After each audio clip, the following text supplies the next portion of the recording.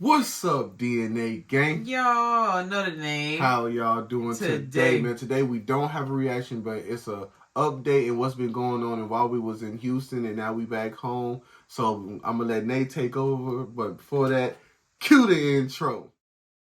Yeah.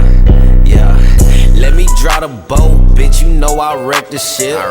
Get it by the boat, watch a nigga make it flip. I ain't a little boat, but I just one night the bitch. Alright. Before we get into this, hit that subscribe and that like button. And the notification bell so you don't miss another video. So I guess Nate take over. Start from the beginning. Okay, so y'all, as y'all know, we had another baby. He was actually born in January. 112. Yes. Like the group. Like the group. No Diddy. But yeah, so we had another baby boy. Which we weren't necessarily keeping it secret, but we were just kind of keeping it to ourselves, just given everything that had happened previously. And so, I guess I'll just tell y'all why we were in Houston pretty much. So when I was 18 weeks pregnant with baby boy, I found out that he had a heart condition. It looked like he had maybe like a hole in his heart or something like that. They weren't exactly too sure what was going on there. And so... Tell them what they diagnosed him with. I was about to. Tell them what they diagnosed him with. So they said it was called hypoplastic left heart syndrome. So you know we get to looking on the internet, bro, and it's like, bro, scary. That even though we had to go through this with like DJ, like the time in the NICU and how long it took for him to get home. When we read that, I was just like, what the fuck you mean my kid might not make it past 3 days old? Right. So go ahead. They were like basically from the diagnosis and the research that we were doing, it showed us that he was going to have surgery within the first 3 to 7 days of his life. Right. And that's a lot. And so that automatically scared us. So I ain't never had surgery in my life. Well, obviously I had C-sections, but that's the only surgery I've ever had. So obviously we're scared at this point. But we did the follow-up where they did the fetal echo, like ultrasound type thing. And so, you know, they checked my belly, or they checked the baby in my belly and everything, and they were like, okay, this is for sure, it's not hypoplastic, but it's called, I think it was called atrial ventricular septal defect or something like that. That's the second diagnosis? Yes, that's the second diagnosis. And so they said it was slightly better than the hypoplastic, but it's not completely out the window. Right. We was clapping it up. So we were like, okay, better is good. Right. Okay, so we put together this whole plan. You know, we were like, okay, well, we'll just, you know, I'll have the baby at one hospital, but then if it comes to that point when he comes out, and you know, if he's not in the best spot, we'll just transfer him over to where DJ was at and have them do the surgery and all that stuff. Because you could barely tell, you know, through an ultrasound. You actually have to see what you're working with when the baby come out. Right. And so that's what they had planned to do anyway. And so we were just calling around, trying to get second opinions, all that stuff like that. And so I was seeing, not only was I seeing a cardiologist or fetal cardiologist, I was seeing an MFM, which is a maternal fetal medicine doctor, and also my OBGYN. So I was seeing, I was having a lot of appointments back to back to back, which is why we were always so busy. But we also didn't tell y'all. But they could tell. They called you out. We were all in her face. I just started swelling up. Sorry, but yeah. So I was having all these appointments back to back and everything, and so it was at my 30-week MFM appointment. I had just gotten the schedule to start coming in like every week, all that good stuff, and I went in for my 30-week appointment. I'm so excited. I was like, okay, everything's going great. Baby's looking good. He's healthy. He's moving around, all this good stuff. And it was showing on that ultrasound that my placenta was basically, it was pushing blood to him, but it was also retracting blood from him. Yep. And so they said that actually is a big problem. So at that point, the doctor had told me that he wanted me to be admitted that day, but I didn't need to be admitted that day. I could go home, talk to my husband, all that stuff, and see what we wanted to do. I called Dre as soon as I was, doing my little baby monitor and everything, and I was like, "Hey, so this is what the doctor's saying. What do you think? I think I should say." He was like, "No, if that's what we have to do, because we told the doctor we do not want to have another situation like we did the last time. So if I have to be admitted today, then I'm going to stay at this hospital today." Right. So I was self-admitted at 30 weeks exactly. And while I was there, my blood pressure started to kind of go up a little bit, so they started me on magnesium. And the magnesium helped to bring my blood pressure down, so they kept me on a continuous fetal monitor. With the magnesium, I couldn't move around on my own or anything like that. But because the hospital I was at, they did not have like the cardiologist and stuff on hand, they basically had told us that they felt it would be better for us to be transferred to another hospital so that me and baby boy could be in the same spot and he wouldn't have to be transferred somewhere else while I'm still trying to recover. So they transferred us to another hospital. We had already discussed where we wanted to go anyway, but they went ahead and transferred me that night. And then from there, I was just on continuous watch. They did another echo on the baby while he was still in my belly, so I was able to hold him in for a few days. And I called it. Yeah, he did. I kept trying to be optimistic about it. I was like, no, he's doing great. We're gonna be able to stay in for a couple weeks. Like we're gonna be able to push until that 34-week mark or 33 at least. And her thinking like that, we didn't have nothing set up for DJ. So literally the day that I said it, really like 2:00 in the fucking morning, I had to call my mom. Yes. Like, Mom, I need you to watch DJ. They said they got to deliver the baby. Yep. So I rushed up there, and I missed it because I was like 30 seconds, but it was this lady at the front that I guess because, we in San Antonio, I think they think that, black folks, I was with the Mexican lady. So I'm sitting there waiting on my turn. She thinking I'm with the lady. Then the lady lying about when her water broke. So I'm like, bro, why'd you lying to the doctors? I need to get back there, bro. Right. So she finally looks at, hey, are you with her? No, I'm here for such and such. Can I get it? She's having my baby. Can I get back there, please? Oh, what room? As soon as I walk back there, they're rushing the baby out in the goddamn the incubator thing. Yeah. I'm just like, man, what the fuck, bro? If this lady would not have had a lie about when her water broke, he would have been there. Would have been there. So but it's okay. It's okay. At least he got to see the baby, and he was waiting in the room for me when I got out.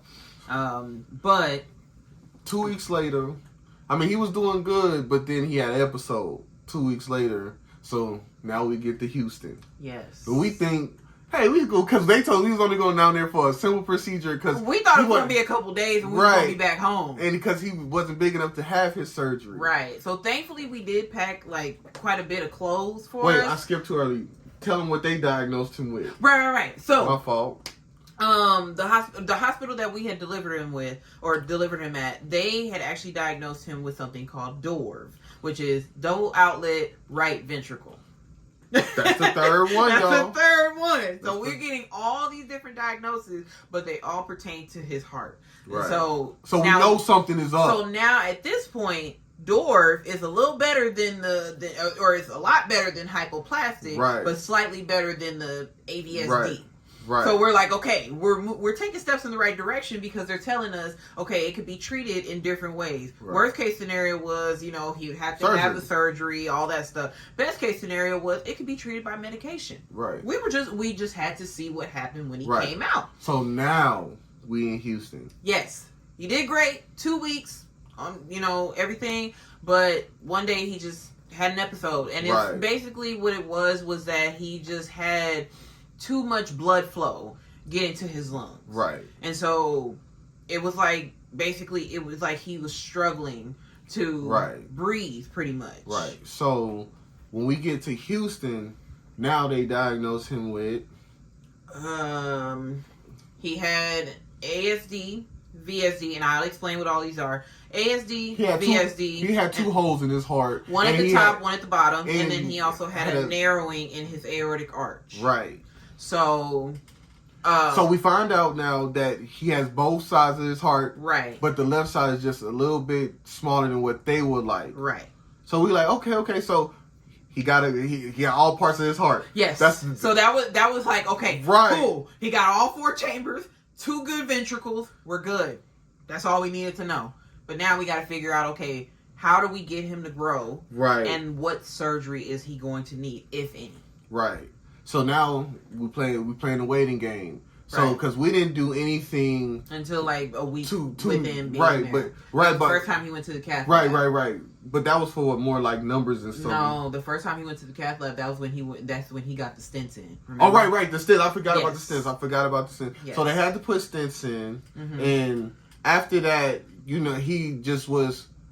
He was doing well. He was breathing well and all Absolutely. of that. But what happened was he got an infection from his central line that was in his leg. So they put him on antibiotics for 6 weeks. Mm-hmm.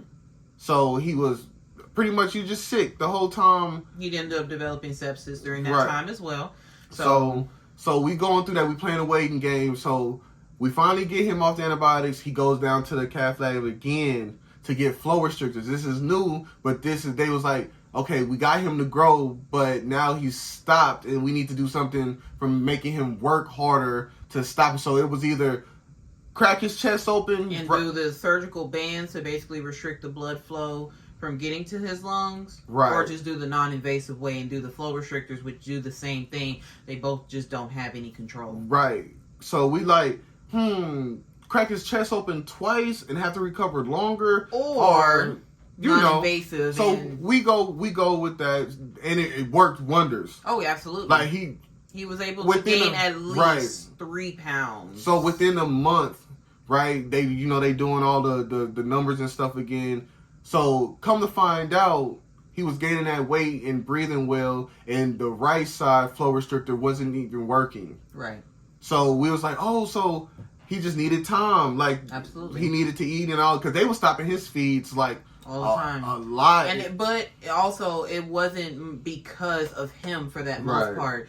He also had a breathing tube in. Right, and they didn't want to take it out because they were so nervous to rock the boat with him. And we was always telling them, we get that, y'all, but what better place to rock the boat than in the hospital. Right, because if anything happens, we're in the hospital. This is us telling them this. What's going to happen? I ain't got to drive up here. I'm here. Right. So we tell him that. So once he get off the antibiotics, he goes to the cath lab, but then now he's sick again. It's like, man, what the fuck? Like, why is he sick again? So come to find out, the breathing tube was infected because they changed everything out. And we did keep mentioning that they needed to change the tube out, but they didn't think that there was any good reason to change it. So after that, he gets on another week because he was off the antibiotic for like 4 days, got sick again. Mm-hmm. We thinking it's because of the cath lab. Then put him back on there. Then a week go by. Then now 24 hours go by. He's sick again. So I was like, bro, it's no way that somebody is on antibiotics and gets sick that fast. First time it was 4 days. Now it's 24 hours. Y'all need to change the breathing tube. But we going back and forth like heavily. Yes. Like finna talk to hey, where your manager at? Right. Where your manager? We were about to be those people. Right, because bro, so they finally changed it out after the second time. Right. It was right before surgery. It was right before surgery. It was when he went to the cath lab the last time, right before surgery. Right, it was right before surgery. Yeah. So they scheduled his surgery. When they changed it out, they left him on antibiotics, but he was supposed to have surgery that Friday. But the doctor was like, let's give him some time. Right, make sure he's in a good spot. Right. No fevers, no nothing like that. So and we can talk about surgery. So since they changed it out, they waited like a week to do the surgery. Mm-hmm. He wasn't sick. No antibiotics. No nothing. So when surgery come now. So he had his surgery May 14th. Right. So they end up only having to close the 2 holes. Yes, they close and repair the arch and remove the stent and the flow restrictors. So it wasn't the what's it called, the Norwood? Yes, the Norwood is basically they're working with reconstructive, one ventricle of his heart. So think about it, y'all. We got diagnosed with 4 different things.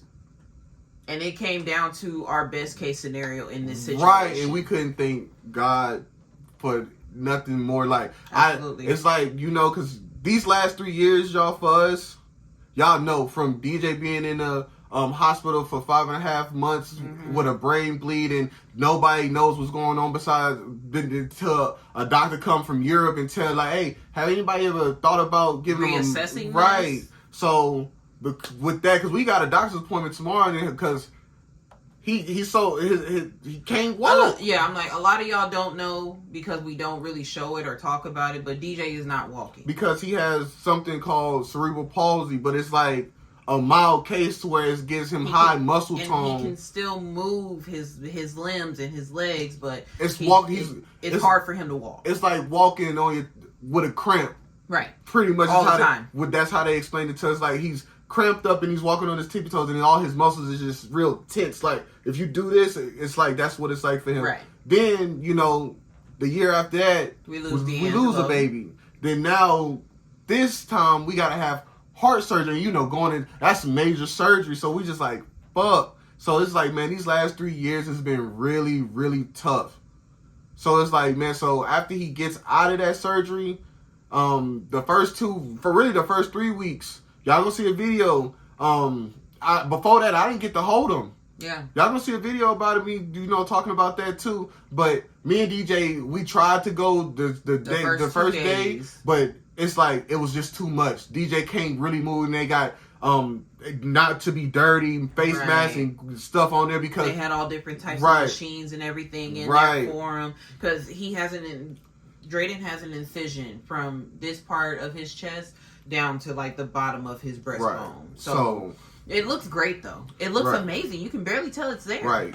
But we figured that it was a lot for DJ because DJ really wanted to, you know, touch his baby brother and be really close to him and everything, and we just didn't want to take the chance of DJ accidentally doing something. Obviously, he's 3 years old. So we were just like, you know what? Let's just keep him at the house with you, and I'll just go to the hospital, get all the information, make sure he's on the right track. And let's just get him going so he can go home. Right. So after that, after surgery, I mean, he was doing so well. Mm-hmm. He was shocking everybody. I mean, like, everybody was, man. 5 days after surgery, they take the breathing tube out. Then remember this too, he hasn't been sick neither. Right. For now 2.5 weeks. This was surgery time. Right. He has not been sick. We was right about changing out the tube. Talking about no studies showed that, man, if the tube is dirty, it's going to be dirty. It's like, that's like saying, oh, I can use a dirty needle and I'm not going to get sick from using a dirty needle. Yeah. So we telling them that. So 2.5 weeks ago, he's, off the motherfucking breathing tube. Then he got on this thing called the CPAP. Mm-hmm. He was on there for like a week. And they was like, I would say maybe it was a week and a half. It was a week and a half. Yeah, I would say at least 2 weeks. Was it? It was okay. So 2 weeks, and everybody like, because remember they had to go back up. Everybody was like, man, like, we have never seen somebody just do this like baby. They thought he was going to struggle because he was on the breathing tube for nearly 4 months. Right. But they was like, man, he's like shocking all of us. Everybody's downstairs just talking about him, like, because they was talking about he gonna need a trach to breathe in a G tube, and it's like, and bro, y'all know we do not play about our children. We went to bat for him just like we did for DJ. Right, but you know, their professional advice, you know, you can take it or you can just go with what you feel like. We knew that's our child. Y'all gonna do what we tell y'all to do. So he gets off of that, then he gets on the high flow. So the doctor told us once he get on high flow, the surgeon, he did a great job. Absolutely. But he said as soon as he get on the high flow, y'all can go back home. So he gets on the high flow, right? Oh, we gotta wait another 24 to 48 hours. So we gotta make sure he can tolerate his fees and make sure that he's doing all right with this. So we understand that. But y'all don't know how. That's like they put the deal in the coffin because we was like, we going home. Man, that shit just made my heart. So I'm like, oh, we gotta stay out here some more. Y'all don't know how many times we had like this whole roller coaster of emotions. It was just so many like up and down, like it was rough. So literally the next day, since it was like 24 hours, he was like, oh yeah, we came in, we got the okay, so we're getting everything processed with insurance, getting the calls over to the other hospital, making sure we get all that stuff squared away. So we're like, all right, cool, we about to go home within like 2 days. Bro, why did it take 2.5 weeks just to get transferred to San Antonio? Because first the lady messed up the paperwork. Then didn't want to say nothing. Then because the insurance told us, hey, you know that y'all missing stuff on here. I was calling back and forth. I know them people was tired of me. So we just like, man, how you forget to tell the insurance where the destination is? So we going through that. When we finally get the call, literally Friday, we have to wait till this week. Yes. Tuesday to get a bed open. I'm just like, because the insurance lady was like, well, I got 72 hours to review it, so hey, you can't rush me to do my job. The insurance approved it Friday. They called us at like 10 o'clock in the morning on Tuesday and told us, hey, good news, San Antonio has a bed for him. We're getting him up out of here within the next hour and a half. Right. Y'all, we dropped everything. Right. And went up to that hospital. Right. Loved on our baby. Let DJ hold his brother because at this hospital, DJ is not able to come up there. So we allowed him to have all the good time or all that time with his brother because at the other hospital, he was able to go up there with us every day. So he spent plenty of time with his brother. So, yes, he's very protective of his brother, too. The first night here, it was rough because, everything. Absolutely. Anything in a new environment is like, man, I can't sleep. I can't really do nothing that well. But since we've been here, He's been doing great. They moving down to where he can start feeding probably within the next today day. or tomorrow. And after that, hey, however long it take him to get the food down and stuff, then with our family, he'll be home soon. Y'all. Right.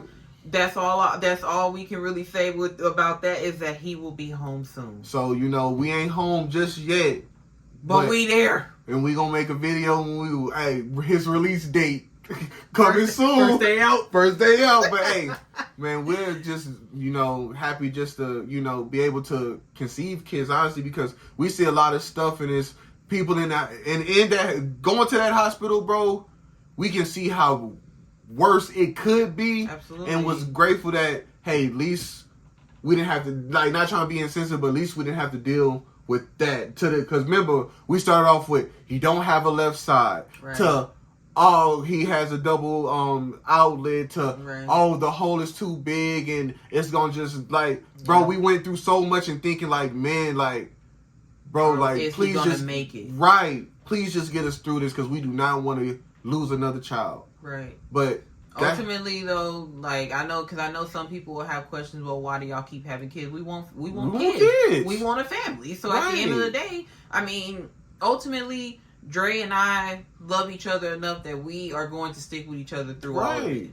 So, but hey, that's what's going on. That's the update. Y'all just keep saying a prayer for our family, and hopefully very soon y'all will be meeting baby boy Dre. Right. Hey, we'll catch you on the next one. Hey, peace out. We out. By the boat, watch a nigga make it flip. I ain't a little boat, but I just one night the bitch.